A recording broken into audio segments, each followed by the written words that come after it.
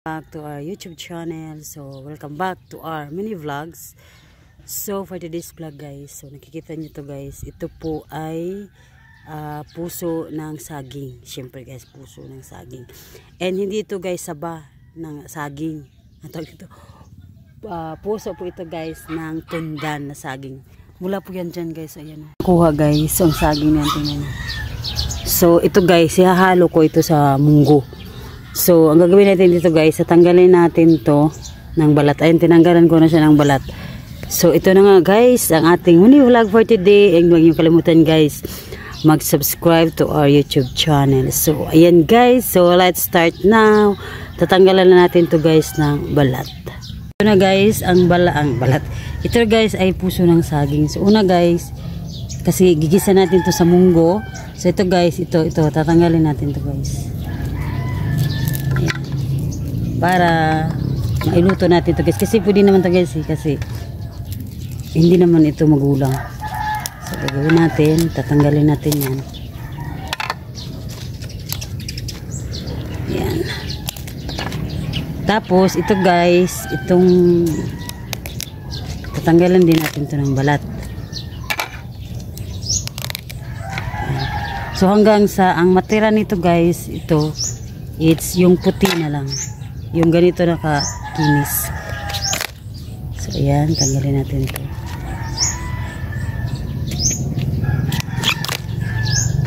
Ito guys, mula po ito sa saging na tundan.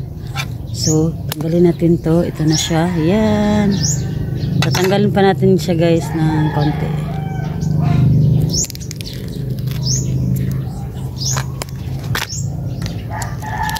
Dapat talaga yung ganito na siya kakinis.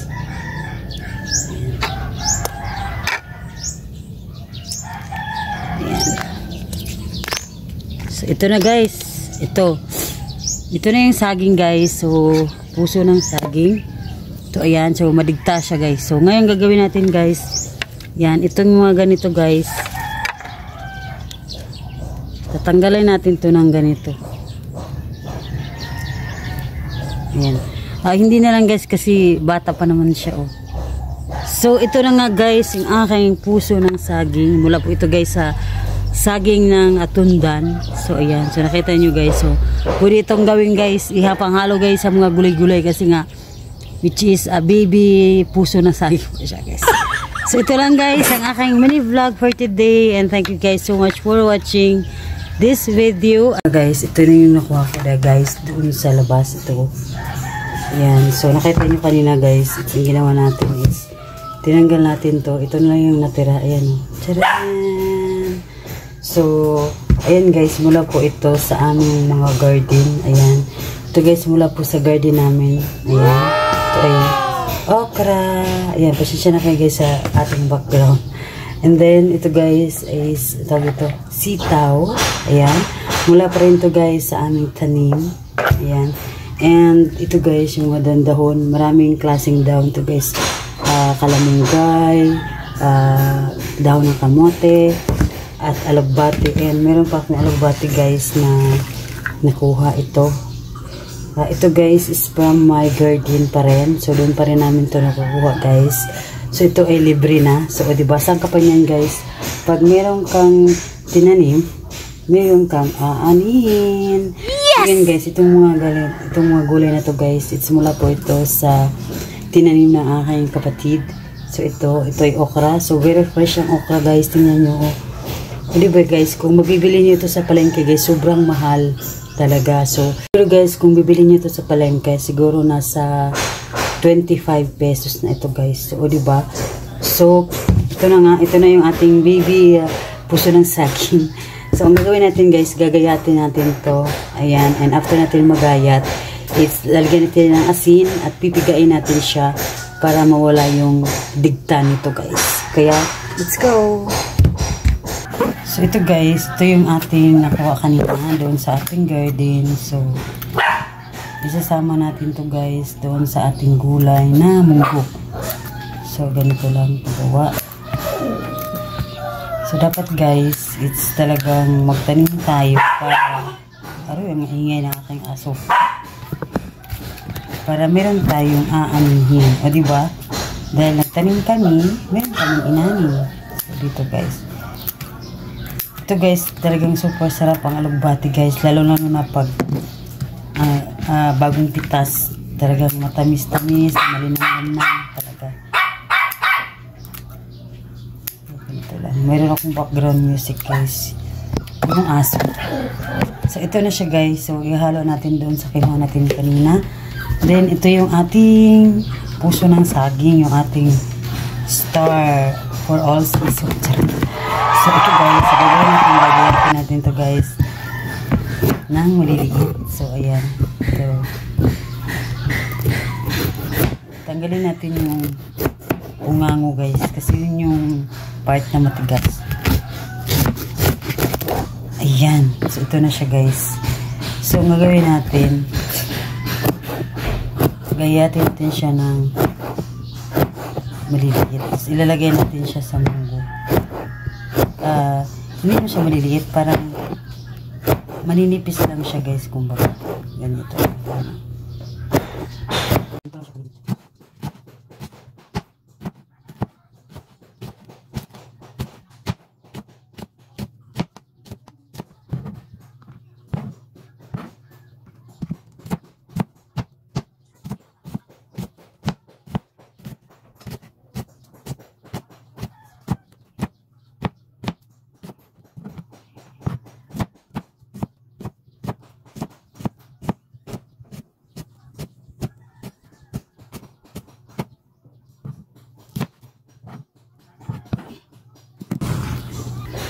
So, ayan guys, ito na yung ating puso ng saging.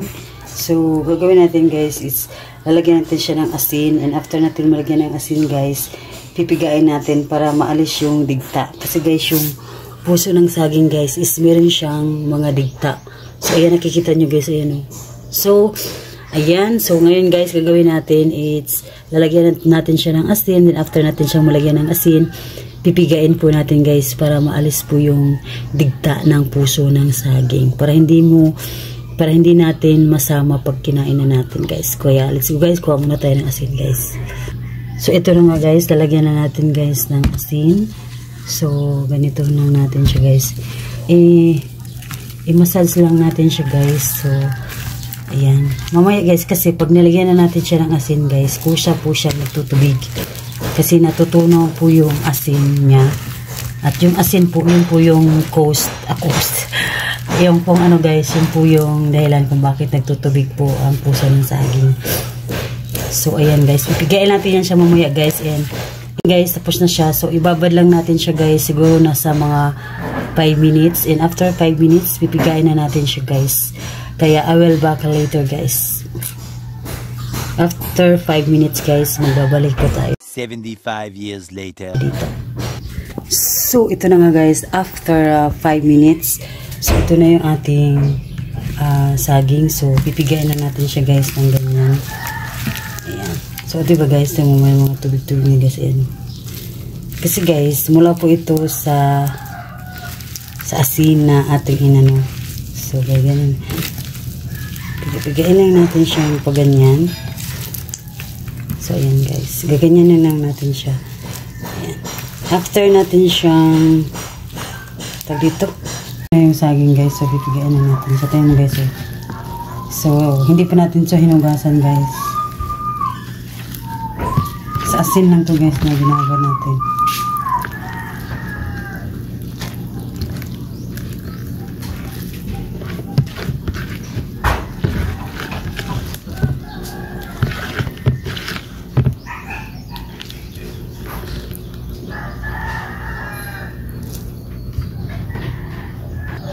So, ito na yung digta guys. Ayan tayo. So, itapon na natin ito guys.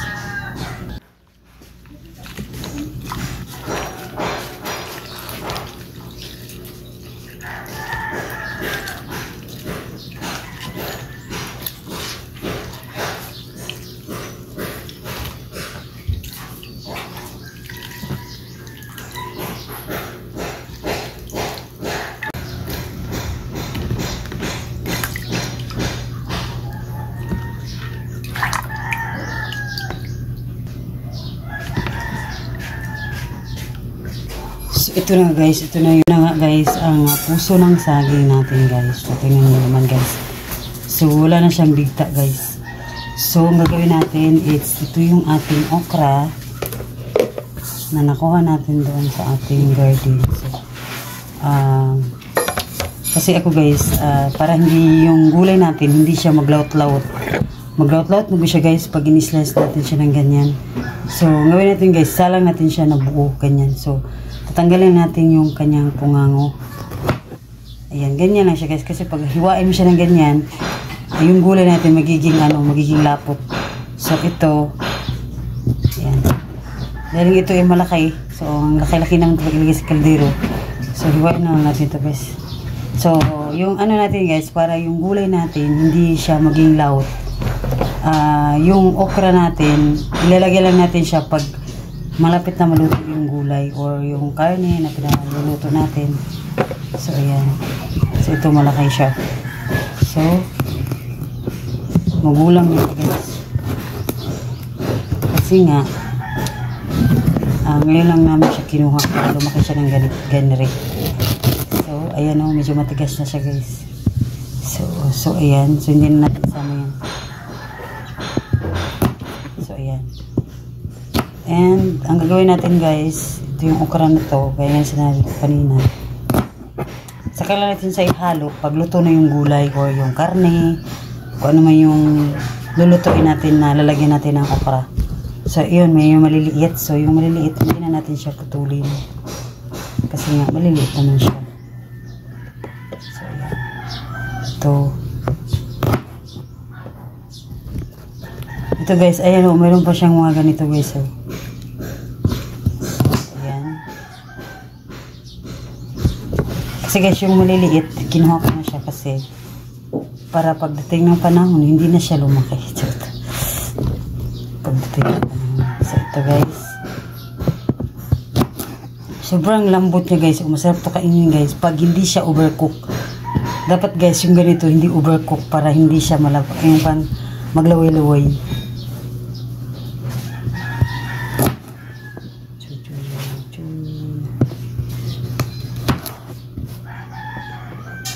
Ito na yung okra natin. So, hiniwa na lang natin siya guys kasi masyado kasi siyang malalaki. Yung iba guys, ito maliliit. Hindi na natin siya hiniwa. So, ayan guys, gaya na sinabi ko sa inyo guys, itong okra na to, it's mayaman sa protina. Ayan. So, kailangan guys, pag nagluto kayo ng mga ulam na mayroong okra, sa kanya siya ilalagay guys pag malapit maluto na yung gulay o yung karne para yung sabaw nun, hindi siya magiging malapot. So, ayan. So, dapat guys, hindi siya overcook kasi hindi masarap ang okra guys pag overcook na siya. So, dahil nga guys, wala kaming gasol. So, dito tayo guys magluluto sa labas. Ito yung aming labasan. So, ayan, nasa probinsya kami guys. Kaya ganito ang lugar na namin. So, ayan, buhay probinsya. Kaway-kaway kayo dyan. So, ito, and dito ako guys magluluto mamaya guys. So, dahil nga, wala pa kaming, wala kaming gasol. Naubos yung gasol namin. So, dito kami tatakbo. So, dito guys, masarap kasi guys ang lutong kahoy sa lutong gasol. Comment down below kung hindi yan totoo guys. So, ayan, magbabalik po tayo guys after nito guys. Kasi ito ay kanin. So, pag naluto itong kanin guys, saka natin lulutuin yung munggo dito guys. And I will back later. Ito na tayo. And ito yung ating mantika. So, lalagay natin dito guys ang mantika. Wala nang mantika guys. So, ubusin na natin ito. Ayan. Ayan, hintayin natin siya guys na maging mainit. Ayan.